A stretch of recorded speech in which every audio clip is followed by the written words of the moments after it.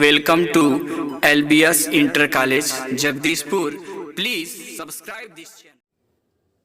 Hello student, हम लोग देख रहे थे यूनिट एंड मेजरमेंट।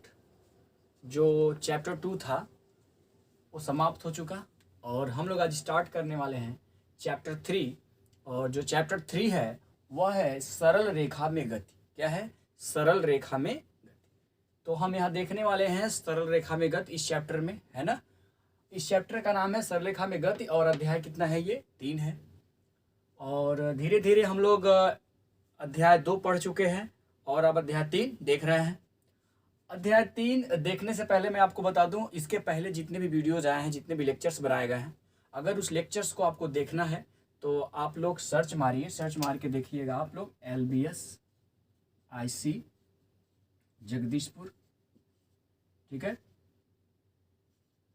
जगदीशपुर आप सर्च मारेंगे तो सारे के सारे लेक्चर्स आपको मिल जाएंगे। तो जो भी लेक्चर्स है उसको देखने के लिए आप ये सर्च मारिए और सर्च मार के उसको देखिए और नोट बनाते चलिए। अब जो है हम स्टार्ट करने वाले हैं सरल रेखा में गति। इसमें सबसे पहले हम समझेंगे कि विराम अवस्था क्या होता है। क्या समझेंगे? विराम अवस्था क्या होता है। देखिए, 2 चीजें हैं, एक है विराम, विराम और एक होता है गति। 2 चीजें होती है, एक विराम होता है और एक गति होता है। तो पहले विराम को समझते हैं, फिर हम किसको समझेंगे? गति को समझेंगे। देखिए, बात करें अगर हम विराम की तो विराम को हम बोलते हैं रेस्ट। क्या बोलते हैं? इंग्लिश में बोलते हैं रेस्ट। और गति को आप जानते ही हैं, मोशन, है ना। तो विराम का मतलब हम समझने की कोशिश करेंगे। अगर मान लीजिए कोई वस्तु है, अगर कोई वस्तु है या कोई व्यक्ति है, वह किसी एक स्थान पर है, किसी एक स्थान पे बना हुआ है, किसी एक जगह पे बना हुआ है, समय के साथ उसके स्थिति में कोई परिवर्तन नहीं हो रहा है। समय के साथ उसके स्थिति में कोई भी परिवर्तन नहीं हो रहा है, वो अपनी जगह पे हमेशा बना हुआ है। चाहे आप 8 बजे देखिए, चाहे 9 बजे देखिए, चाहे 10 बजे देखिए, कभी भी आप देखिए, अगर वो अपने जगह पे एक जगह पे बना हुआ है तो हम कहते हैं कि वह वस्तु क्या है? विराम अवस्था में है। क्या कहते हैं? वह वस्तु विराम अवस्था में है। तो विराम अवस्था में वस्तु कब रहती है? विराम अवस्था में रहने का मतलब यह है कि समय के साथ उस वस्तु की स्थिति में अगर कोई परिवर्तन नहीं हो रही है तो हम कहेंगे वस्तु किस अवस्था में है? विराम अवस्था में। मैं आपको बता दूं, विराम अवस्था के लिए मान लीजिए अगर एक टेबल है और एक रूम में रखा गया है, एक टेबल है और उस टेबल को एक रूम में रखा गया है, तो अगर मैं उस रूम में रख के उसको छोड़ दूं और रूम को बंद कर दूं तो साल, 2 साल, 3 साल, 4 साल, 5 साल, कितना हो साल बाद अगर हम देखेंगे तो वह वहीं पे रहता है। तो हम उसको क्या बोलेंगे? वह क्या है? विराम अवस्था में है। किस अवस्था में है? विराम अवस्था में है। तो एग्जाम्पल भी समझ में आ गया आपको। अब उसके बाद हम देखने वाले हैं गति। क्या देखने वाले हैं? गति। गति को समझने की कोशिश करते हैं। विराम समझे हम और अब हम समझेंगे गति क्या होता है। तो गति के बारे में आपको बता दूं, मैं इस ब्रह्मांड में या इस दुनिया में कोई भी ऐसी वस्तु नहीं है, इस दुनिया में कोई ऐसी वस्तु नहीं है जो गति की अवस्था में न रहती हो। कोई भी ऐसी वस्तु नहीं है जो गति न करती हो। या तो प्रत्यक्ष रूप में गति कर रही होगी या फिर अप्रत्यक्ष रूप में। मतलब कुछ वस्तुओं को देखने से आप बता सकते हैं कि वो वस्तु गति कर रहा है, और कुछ वस्तुएं ऐसी भी होंगी जिनको देख के आप ये बता नहीं पाएंगे कि वह गति कर रही है कि नहीं कर रही है ना। लेकिन एक्चुअल में प्रत्यक्ष रूप में और अप्रत्यक्ष रूप में, दोनों रूप से अगर सोचा जाए, समझा जाए, तो कोई भी दुनिया में ऐसी वस्तु नहीं है जो गति नहीं करती है। समझ में आ रहा है? तो दुनिया में कोई भी ऐसी वस्तु नहीं है जो गति न करती हो। वह वस्तु या तो प्रत्यक्ष रूप में या तो अप्रत्यक्ष रूप में गति कर रही होगी। प्रत्यक्ष का मतलब होता है जिसे आप देख के बता सके, अप्रत्यक्ष मतलब जिसे आप देख न पाए, जिसे आप देख के बता न सके, है ना। तो प्रत्यक्ष और अप्रत्यक्ष दोनों रूपों में अगर देखा जाए तो कोई भी ऐसी वस्तु नहीं है जो गति नहीं करती है ना। हर वस्तुएं गति करती हैं। अब मैं समझाना चाहता हूं कोई एग्जांपल से कि कैसे कैसे कह सकते हैं प्रत्यक्ष का मतलब क्या है, अप्रत्यक्ष का क्या मतलब है, समझा जाए थोड़ा सा। जैसे मान लीजिए हम लोग यहाँ पे एक रूम है, उस रूम के अंदर बैठे हुए हैं, उस रूम के अंदर 2-4 लोग बैठे हुए हैं, है ना। 2-4 लोग बैठे हुए हैं और दोनों 4 लोग जो है, जो भी लोग हैं, उन लोगों से अगर पूछा जाए, कोई भी आदमी एक दूसरे से पूछे कि बताओ मैं गति कर रहा हूं कि नहीं कर रहा हूं, तो वो बोलेगा कि नहीं कर रहे हो।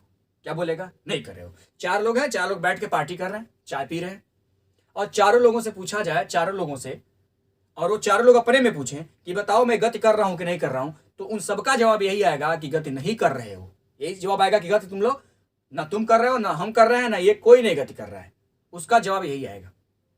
लेकिन अगर हम लोग कहां पे हैं? हम लोग पृथ्वी पे हैं। कहां पे हैं? पृथ्वी पे। और पृथ्वी पे घर बनाया गया है और उस घर के अंदर है। तो हम लोग पृथ्वी पे हैं। तो जब पृथ्वी पे हैं तो हमको पता है कि पृथ्वी क्या करती है? सूर्य के चारों ओर चक्कर लगाती है। पृथ्वी सूर्य के चारों ओर घूमती है। अब सोचिए, जब पृथ्वी घूमती है तो पृथ्वी पे ही हम भी हैं, तो हम भी तो घूम रहे होंगे। लेकिन अगर प्रत्यक्ष रूप में देखा जाए तो हम एक दूसरे को घूमते हुए देख नहीं पाते हैं, और हम कहते हैं कि हम लोग गति नहीं कर रहे हैं। जब हम कहीं बैठे उठे होते हैं तो 2-4 लोग है ना, जो भी लोग। लेकिन अगर कोई आदमी चंद्रमा पे है, कोई आदमी चंद्रमा पे है और वहां से बैठ के हमको देख रहा है, तो उसको कैसा दिखाई देगा? उसको ऐसा दिखाई देगा कि पृथ्वी तो घूमती ही है, पृथ्वी के साथ ये पूरा घर भी घूम रहा है और साथ ही साथ हम लोग भी घूम रहे हैं। तो हम लोग उस आदमी के लिए क्या हो गए? जो चंद्रमा पे व्यक्ति है उसके लिए क्या हो गए? गतिमान हो गए। क्या हो गए? उसके लिए प्रत्यक्ष रूप में गतिमान हुए। लेकिन अगर इसको हम समझ लें तो हम अगर समझ जाते हैं कि अगर पृथ्वी पे देखा जाए तो कोई भी वस्तु गतिमान, ऐसा नहीं है कि जो गतिमान नहीं है, तो अप्रत्यक्ष रूप में हम भी मानने के लिए तैयार हो जाएंगे कि एक्चुअल में हम लोग भले ही बैठे हैं, लेकिन हम अब एक दूसरे के सापेक्ष बैठे हुए हैं, लेकिन किसी और के सापेक्ष अगर देखें, किसी और व्यक्ति के सापेक्ष देखें जो यहां से बहुत दूर है, चंद्रमा पे है, तो उसके सापेक्ष हम क्या है? गतिमान है। तो बात समझ में आ रहा है? तो एक ही वस्तु किसी के लिए गतिमान होता है तो वही वस्तु किसी के लिए क्या हो सकता है? विराम अवस्था में भी होता है ना। तो ये जो गति होता है ना, वो हमेशा किसी के सापेक्ष बात की जाती है। जब गति को समझा जाता है तो किसी के सापेक्ष बात किया जाता है कि किसके सापेक्ष बात जो है किसके सापेक्ष हो रहा है, किसके सापेक्ष हम बातें कर रहे हैं, इसको ध्यान में रखना पड़ता है। पृथ्वी पे रहने वाले लोग अगर एक दूसरे के सापेक्ष बात करेंगे तो वहां पे गति की और विराम की अवस्था कुछ और समझ में आएगी, और अगर पृथ्वी से दूर कोई आदमी है वह समझने की कोशिश करता है कि आदमी जो भी है नीचे वो चल रहे हैं कि नहीं चल रहे हैं, तो उसके हिसाब से कुछ और समझ में आएगा उसको, है ना। मतलब हमारे लिए जो विराम में है जरूरी नहीं है कि सबके लिए विराम में हो, वह किसी के लिए गतिमान भी वो वस्तु हो सकती है ना। तो कहने का मतलब यह है कि कोई भी दुनिया में ऐसी वस्तु नहीं है जो गतिमान न हो, गति न कर रही हो, है ना। लेकिन होता क्या है, कोई प्रत्यक्ष रूप में उसको समझ पाता है और कुछ लोग उसको समझ नहीं पाते हैं, लेकिन एक्चुअल में हर वस्तु गति कर रही होती है। ठीक है ना। तो समझा जाए इसको। तो सबसे पहले हम समझेंगे गति होता क्या है ना। गति का हम डिफिनेशन देखेंगे। अगर गति को डिफाइन करना हो तो आप कैसे डिफाइन करेंगे? अभी मैंने विराम अवस्था को डिफाइन किया। जब मैंने विराम अवस्था को परिभाषित किया तो उसमें मैंने आपको क्या बताया? उसमें मैंने आपको यह बताया कि अगर कोई वस्तु समय के साथ अपनी स्थिति में, अपनी स्थान में कोई परिवर्तन न करे, अपनी स्थिति में, अपने स्थान में कोई परिवर्तन न करे, मतलब एक जगह से दूसरी जगह न जाए समय के साथ, तो हम कहते हैं वस्तु क्या है? विराम अवस्था में। ठीक उसी प्रकार अगर कोई वस्तु समय के साथ अपनी स्थिति में क्या कर दे? परिवर्तन कर दे। क्या कर दे? परिवर्तन दिखा दे। समय के साथ कोई वस्तु क्या हो? अपनी स्थिति को बदल रही हो, तो हम कहेंगे कि वो वस्तु क्या कर रही है? गति कर रही है। मतलब 8 बजे मैंने किसी वस्तु को देखा, वो कहीं और था, और 9 बजे मैंने देखा वो कहीं और चला गया, मतलब वो गतिमान है, वह गति कर रहा है। बात समझ में आ रहा है कि नहीं आ रहा है? लेकिन एक चीज ध्यान देते हैं गति को समझने के लिए, हमेशा हम एक स्थिर बिंदु मान के बात करते हैं कि वो कहां था और कहां गया। तो हम उसको एक ओरिजिन पॉइंट से देखते हैं, एक स्थिर बिंदु के सापेक्ष देखते हैं कि वह वहां से कहां तक गया है। जैसे अगर मैं बात करूं आपकी, या कोई भी बच्चा है वह घर से कहां गया है, मान लीजिए स्कूल गया है, तो अगर उस लड़के के गति के बारे में समझना है तो हम उसके घर से समझेंगे। तो जो घर होगा वह स्थिर बिंदु कहलाएगा। क्या कहलाएगा? स्थिर बिंदु कहलाएगा। अगर उसको घर से समझ रहे हैं तो घर उसका क्या होगा? स्थिर बिंदु कहलाएगा। और उसी के सापेक्ष हम देखेंगे कि कितने समय में वह कितना दूरी गया है, या कितना गति किया है, या कितनी जगहों को बदल दिया है, किस पोजीशन से किस पोजीशन पे चला गया है। तो हम हमेशा एक ओरिजिन पॉइंट लेते हैं, एक स्थिर बिंदु लेते हैं। क्या लेते हैं? एक स्थिर बिंदु लेते हैं, और उसी बिंदु के सापेक्ष हम किसी गति की जानकारी लेते हैं। जैसे चंद्रमा पे है तो वहां पे चंद्रमा से देखा जा रहा है, तो चंद्रमा एक क्या है? उसके लिए, उस आदमी के लिए क्या है? एक स्थिर बिंदु है, और वहां से हमारे बारे में बता रहा है ना। तो हमेशा एक गति को समझने के लिए एक स्थिर बिंदु की आवश्यकता होती है, साथ समय की भी आवश्यकता होती है ना, दोनों चीजों की आवश्यकता पड़ती है। तो चलिए गति का डिफिनेशन देखते हैं। किसी स्थिर बिंदु के सापेक्ष, किसी स्थिर बिंदु के सापेक्ष किसी वस्तु की समय के साथ, किसी वस्तु की समय के साथ स्थिति बदलने की घटना को ही क्या कहते हैं? गति कहते हैं। हमने क्या बोला? किसी स्थिर बिंदु के सापेक्ष, कोई पॉइंट हमें लेना पड़ेगा, उसी के सापेक्ष देखेंगे। किसी स्थिर बिंदु के सापेक्ष किसी वस्तु का, है ना, किसी वस्तु का समय के साथ, किसी वस्तु का समय के साथ, ध्यान से सुनिएगा, किसी स्थिर बिंदु के सापेक्ष किसी वस्तु का समय के साथ स्थिति में जो परिवर्तन होता है या स्थिति में जो बदलाव होता है, उस बदलाव की घटना को ही हम क्या कहते हैं? गति कहते हैं। समझे? स्थिर बिंदु के सापेक्ष किसी स्थिर बिंदु के सापेक्ष किसी वस्तु का समय के साथ स्थिति में बदलना, समय के साथ स्थिति में क्या होना? बदलने की घटना क्या कहलाती है? गति कहलाती है। तो बात समझ में आ गया होगा। अब हम आगे बढ़ते हैं। जैसे गति के बारे में समझने के लिए, और जैसे कोई वस्तु क्या हो रही है? सड़क पे, सीधी सड़क पे चल रही है तो क्या कहलाएगी? गति कर रही है। सीधी सड़क पे दौड़ रही है तो क्या कहलाएगी? गति कहलाएगी, है ना। अब हम समझते हैं यांत्रिकी के बारे में। इसके बाद क्या आता है? यांत्रिकी। यांत्रिकी जो है एक ब्रांच है, एक शाखा है, ठीक है। इसमें गति के बारे में ही अध्ययन किया जाता है। किसके बारे में अध्ययन किया जाता है? गति के बारे में अध्ययन किया जाता है। यांत्रिकी एक प्रकार की क्या है? भौतिक विज्ञान की वह शाखा होती है जिसमें हम क्या करते हैं? किसी वस्तु की गति का क्या करते हैं? अध्ययन करते हैं। क्या करते हैं? अध्ययन करते हैं। समझ गए? यांत्रिकी एक प्रकार का भौतिक विज्ञान का क्या है? ब्रांच है, शाखा है, जिसमें हम क्या करते हैं? किसी वस्तु की गति का अध्ययन करते हैं। समझ में आ रहा है? तो क्या बोला गया यहाँ पे?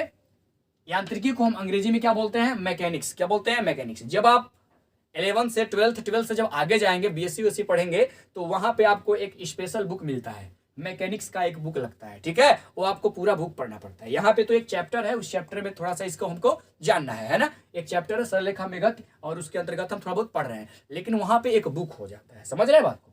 तो देखिए यहाँ पे भौतिक विज्ञान, ये तो समझ में आ गया। यांत्रिकी समझ में आ गया क्या होता है? भौतिक विज्ञान की वह शाखा जिसके अंतर्गत वस्तुओं की गति का अध्ययन किया जाता है, क्या कहलाता है? मैकेनिक्स कहलाता है, यांत्रिकी कहलाता है। चलिए अब यांत्रिकी को समझते हैं। यांत्रिकी जो होता है वह इसका तीन भाग होता है। कितना भाग होता है? यांत्रिकी को समझने के लिए आपको तीन चीजों को और समझना पड़ता है। तीन भाग इसका होता है। कितना भाग होता है? तीन भाग। गति को समझना है तो उसके तीन भाग होते हैं। यांत्रिकी को समझना है तो मतलब तीन भाग होते हैं। इसके तीन भाग होते हैं। कौन कौन से होते हैं आइए समझ लेते हैं। जैसे मैकेनिक्स, मैकेनिक्स के तीन भाग होते हैं, मतलब ये इनको तीन भागों में बांटा गया है, ठीक है ना। पहला स्थिति विज्ञान, जिसको हम बोलते हैं स्टैटिक्स। क्या बोलते हैं? स्टैटिक्स। दूसरा होता है शुद्ध गतिज विज्ञान, और तीसरा होता है गति विज्ञान। तो यांत्रिकी को तीन वर्गों में बांटा गया है, स्थित विज्ञान, शुद्ध गतिज विज्ञान और गति विज्ञान, ठीक है। आइए हम बारी बारी से इसके बारे में समझते हैं कि आखिर स्थित विज्ञान में क्या चलता है, क्या होता है ये, ठीक है, और शुद्ध गतिज विज्ञान में क्या होता है, और गति विज्ञान ये क्या होता है। ये तीनों चीजों को हम बारी बारी से समझते हैं। देखिए सबसे पहले आपका आता है स्थित विज्ञान। इसको इंग्लिश में बोलते हैं स्टैटिक्स। क्या बोलते हैं? स्टैटिक्स। जब आप आगे पढ़ेंगे, जब ग्रेजुएशन करेंगे, बीएससी करेंगे, एमएससी करेंगे, तो वहां पे आपको एक बुक ही मिल जाएगा फिजिक्स में, है ना, इसका स्टैटिक्स का। देखिए वहां पे क्या होता है, स्थित विज्ञान को समझते हैं। ये क्या होता है? इसमें क्या होता है ना, जब भी हम स्थित विज्ञान पढ़ते हैं, जब स्थित विज्ञान की बात करते हैं, तो वहां पे वस्तु जो होता है ना, वह गति नहीं कर रहा होता है, वह हमेशा साम्यावस्था में होता है। किस अवस्था में होता है? साम्यावस्था में। मतलब एक जगह पे वो क्या होता है? बना रहता है। अगर कोई वस्तु एक जगह पे क्या हो, बनी हुई हो, और उसकी हम अध्ययन कर रहे हैं, उसके बारे में अध्ययन कर रहे हैं, है ना, उसके साथ क्या हो रहा है, क्या नहीं हो रहा है, अगर हम उसका अध्ययन कर रहे हैं, अगर एक जगह पे कोई वस्तु बनी हुई है, तो समझ लीजिएगा कि मैं किसको बता रहा हूं? स्थित विज्ञान पढ़ रहा हूं। क्या पढ़ रहा हूं? स्थित विज्ञान। तो स्थित विज्ञान में किसी पदार्थ, कोई पदार्थ होगा, कोई वस्तु होगा, तो एक जगह पे बना रहेगा, उसको हम बोलते हैं साम्यावस्था। क्या बोलते हैं? साम्यावस्था। तो कोई वस्तु अगर साम्यावस्था में है और साम्यावस्था का हम अध्ययन कर रहे हैं किसी वस्तु का, तो हम कहेंगे कौन सा विज्ञान पढ़ रहे हैं? स्थित विज्ञान पढ़ रहे हैं। तो देखिए यांत्रिकी की वह शाखा जिसमें बाह्य बलों की क्रिया के अधीन, बाह्य बलों की क्रिया, उस पर बाह्य बल क्या करेंगे? काम कर रहे होंगे, और उनके अधीन साम्यावस्था में वस्तुओं का क्या किया जाए? अध्ययन किया जाए। मतलब बल को समझते हुए, बल के साथ हम देखें कि वस्तु क्या है, वस्तु रुका हुआ है कि नहीं रुका हुआ है, कैसे क्या कर रहा है। अगर वस्तु साम्यावस्था में है और बल के साथ हम उसको समझने की कोशिश कर रहे हैं तो हम क्या पढ़ रहे हैं, स्थित विज्ञान पढ़ रहे हैं। समझ गए बात, समझ में आ रहा है। आगे बढ़ते हैं। उसके बाद आता है शुद्ध गतिज विज्ञान। दूसरा नंबर क्या होता है, शुद्ध गतिज विज्ञान। शुद्ध गतिज विज्ञान में क्या होता है, शुद्ध गतिज विज्ञान में इसको बोलते हैं काइनेमेटिक्स। क्या बोलते हैं, काइनेमेटिक्स। ठीक है ना। यहां पे थोड़ा सा अंतर होता है। यहां पे साम्यावस्था की बात हुई थी, किसकी बात हुई थी, साम्यावस्था की। लेकिन यहां पे साम्यावस्था की बात नहीं होती है, यहां पे गति की बात होती है। किसकी बात होती है, गति का अध्ययन किया जाता है। यांत्रिकी की वह शाखा जिसमें वस्तुओं की गति का अध्ययन किया जाता है, लेकिन उन कारणों पर कोई विचार नहीं किया जाता जिनसे गति उत्पन्न होती है। ध्यान दीजिएगा, यहां पे हम साथ साथ क्या देख रहे थे, बल को भी देख रहे थे। बल के साथ हम देख रहे थे वस्तु साम्यावस्था में है कि नहीं है, वो समझने की कोशिश करते हैं। लेकिन यहां पे ऐसा नहीं है। यहां पे वस्तु गति कर रही है उसका अध्ययन होता है, कि वस्तु की गति का हम अध्ययन करते हैं कि वस्तु गति कैसे कर रही है। लेकिन हम ये नहीं बताते वहां पे कि किस बल के लगने के वजह से वो गति कर रही है। हमें यहाँ पे बल से मतलब नहीं होता है, बस उसके गति से मतलब होता है ना। उसके वेग से मतलब होता है, उसके चाल से मतलब होता है, उसके त्वरण से मतलब होता है ना। कौन सी बल लगने की वजह से वो गति करना स्टार्ट कर दी, हमें उस पर कोई विचार करने की जरूरत नहीं होती है। किसमें, शुद्ध गतिज विज्ञान में। शुद्ध गतिज विज्ञान में कोई वस्तु गति कर रही है तो बस गति कर रही है, तो उसका वेग क्या है, चाल क्या है, त्वरण क्या है, संवेग क्या है, इन सारी चीजों को हम देखते हैं। ये नहीं देखते हैं कि किस बल को लगाने पर वो गति की है। मतलब यहां पे बल की बात नहीं किया जाता। तो यही बोला गया है, यांत्रिकी की वह शाखा जिसमें वस्तुओं की गति का अध्ययन किया जाता है, लेकिन उन कारणों का कोई विचार नहीं किया जाता जिनसे गति उत्पन्न होती है। वह कारण है क्या, बल, है ना। बल, कार्य, इन सब पे हम बात नहीं करते। हम बात करते हैं तो किस पे, वह गति कैसे कर रही है, उसमें वेग क्या है, उसमें चाल क्या है, उसमें त्वरण क्या है। तो एग्जाम्पल में क्या क्या समझने की कोशिश करते हैं इसमें, कि वस्तु अगर गति कर रही है तो किस वेग से, किस चाल से, किस त्वरण से कर रही है, ये समझने की हम कोशिश करते हैं। ठीक है, तो ये होता है शुद्ध गतिज। तीसरा आपका आता है गति विज्ञान। गति विज्ञान, गति विज्ञान क्या होता है ना, शुद्ध गतिज विज्ञान का क्या होता है, उल्टा होता है, थोड़ा सा अंतर होता है। उसमें मैंने बताया कि गति का हम अध्ययन करते हैं, लेकिन किन कारणों के वजह से वह गति हुई है, उन कारणों का विरोध, उन कारणों की बात हम नहीं करते, विचार नहीं करते उन कारणों पर। लेकिन इसमें क्या है, किस गति के, किसके वजह से गति हुई है, उस पर भी हम क्या करते हैं, विचार करते हैं। तो इसको कैसे लिखेंगे, यांत्रिकी, यांत्रिकी की वह शाखा जिसमें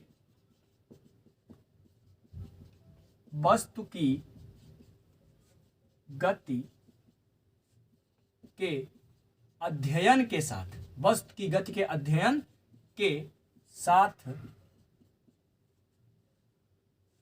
साथ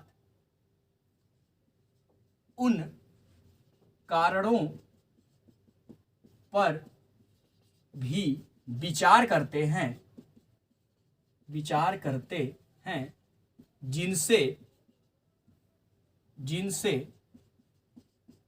गति उत्पन्न हुई हो, जिनसे गति उत्पन्न हुई हो। क्या बोला गया, यांत्रिकी की वह शाखा जिसमें वस्तु की गति के अध्ययन के साथ उन कारणों पर भी विचार करते हैं जिनसे गति उत्पन्न हुई हो।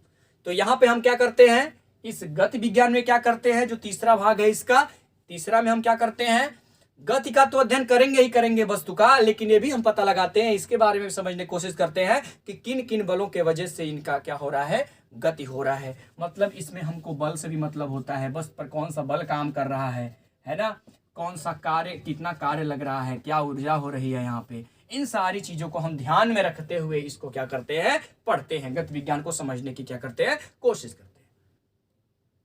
तो हमें आशा है कि आपको जो भी टॉपिक्स आज बताए गए, जैसे पहला टॉपिक्स मैंने बताया गति क्या होता है, फिर मैंने गति के बारे में बताने के बाद मैंने बताया यांत्रिकी क्या होता है। यांत्रिकी को 3 वर्गों में बांटा, तीनों वर्गों को मैं बारी बारी से समझाया। तो हमें आशा है कि आपको ये बात समझ में आई होगी, सारे टॉपिक्स जो भी बताए गए समझ में आई होगी। और जिन लोगों को भी कोई भी दिक्कत होता है, कोई भी प्रॉब्लम होता है, तो आप लोग कमेंट किया करिए, कमेंट करके पूछ लिया करिए कि सर हमको ये दिक्कत आ रही है, ये प्रॉब्लम है ना। और जो भी प्रॉब्लम है आप शेयर करिए, हमको बताइए, है ना। और जो भी ये आपको लेक्चर्स दिए जा रहे हैं, इन लेक्चर्स को देखने के बाद ज़्यादा से ज़्यादा दोस्तों में शेयर करिए। और जो लोग भी चैनल को सब्सक्राइब नहीं किए हैं वो चैनल को सब्सक्राइब कर दें और इसको ज़्यादा से ज़्यादा आप लोग शेयर करें। और जो भी दिक्कत है आप लोग बताते रहिए और मिलते हैं नेक्स्ट वीडियो के साथ। तब तक के लिए धन्यवाद।